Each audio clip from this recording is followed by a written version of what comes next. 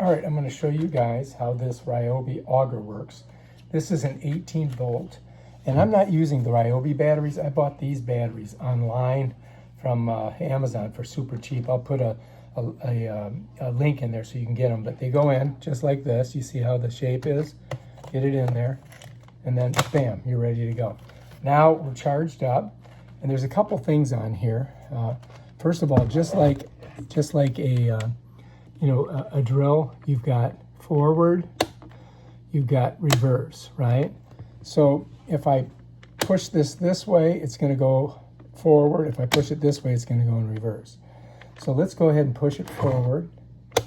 And then what I'm going to do is I'm just going to grab this, and this kind of clamps down on here. And here, let me do the auto feed. Now I can do the squeeze. So if this is pushed through, then you can squeeze this and tighten on it. So anyway, let's go forward. Okay, now if I push this side, which is the left side, and I squeeze here, it goes backwards. All right, you see how that works? So now, but if I push it forward this way and I just go like that, it doesn't move very good, because what this does is it makes these things kind of grab that, and they run through those little grooves, and that forces it to come forward. You see that? And it takes a while. If I go on the other side, so I push this side, and I squeeze this, it comes back.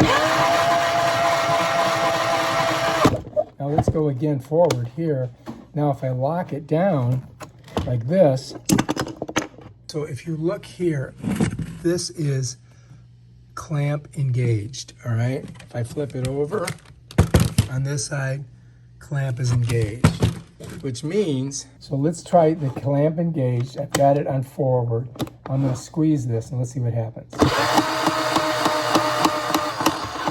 So what you're seeing is it's not moving when you engage that clamp. Now if I push this down, pop this up, right, now it should go forward. Okay, now if I want to engage the clamp again, if I pop it, and let's say I want to go in reverse, so I push this side, right? Let's see what happens.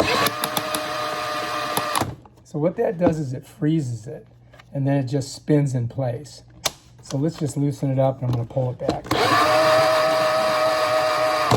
All right, so basically that's what that's for. You lock it in place like that, and then you can just spin it freely. Supposedly.